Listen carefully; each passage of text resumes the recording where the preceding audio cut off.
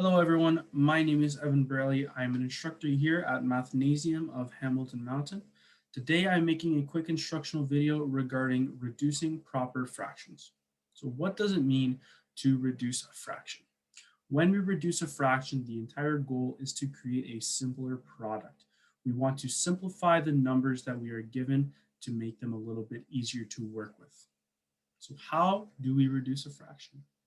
Well, reducing a fraction is all about the relationship between the numerator, which is the top number, and the denominator, which is the bottom number. We want to take a look at the numerator and the denominator and ask ourselves if they share a common factor. So a common factor is something that the numerator can divide by and the denominator can divide by. So for example, if you look at the example I have here, 6 and 8 can both be divided by 2. So if we see that there is a common factor, we're going to divide the numerator and denominator by the common factor. What this does, it creates a simpler fraction, but it is also equivalent. It doesn't change the value of the fraction. After we're done that, we're going to repeat. Keep asking yourself if there are any common factors and dividing them out.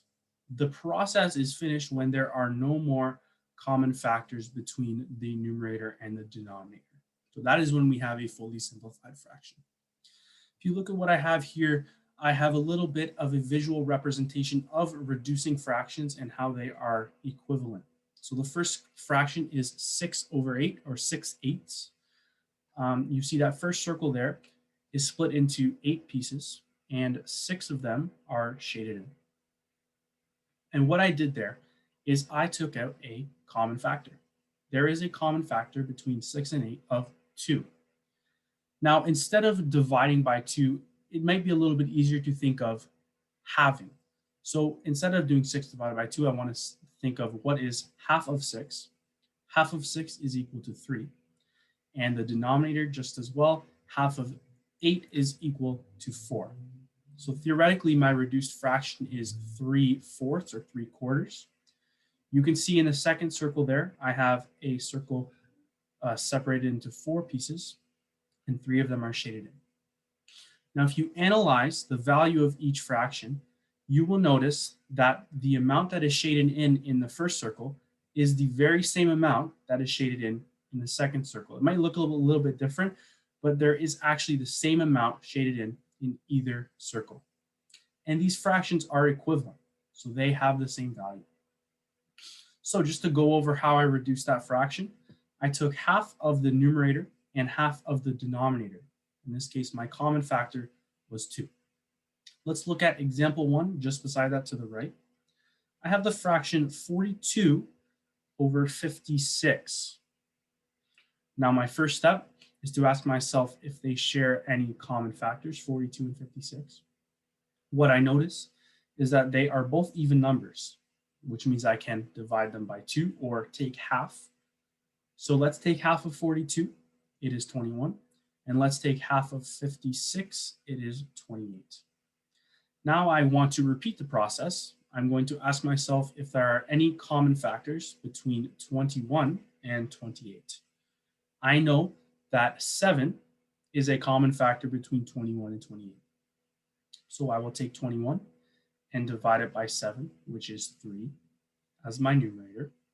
And 28 divided by 7 is 4. So my final reduced fraction is 3/4 or 3/4. Let's do another example. Example 2 gives me the numbers 36/72. Once again, I'm going to ask myself if there are any common factors between the numerator and the denominator. And once again, they are both even numbers. I can take half of both of the numbers. Half of the numerator, which is 36, half of 36 is 18, and half of the denominator, which is 72, is 36. Now you can see my next step there. I have 18/36. I'm going to repeat the process. Once again, they are both even numbers. I can divide by 2 or take half. Half of 18 is equal to 9.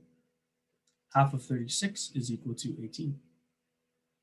At this point, I look at my numbers Unfortunately, they are not both divisible by 2. However, they are both divisible by 3. So I can divide 9 by 3, which is equal to 3. And I can divide 18 by 3, which is equal to 6. Now I'm on this step here, 3 over 6. Do they share any common factors? Yes, they do. They share a common factor of 3. So I will divide 3 by 3. And I know that anything divided by itself, that's equal to 1. And 6 divided by 3, that is equal to 2. I'm left with 1 over 2, which is also called 1/2.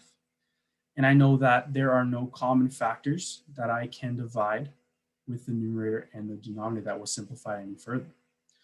Now let's take a look. This is quite a few steps, but you can see that I am dividing by very small prime numbers, and that is a really good way to go about this. Dividing by 2, dividing by 3, dividing by 5, sometimes even 7. That will allow you to reduce fractions much quicker and with a little bit more ease. So I hope that video was helpful. That is all from me today, and we will say goodbye from Mathnasium for now.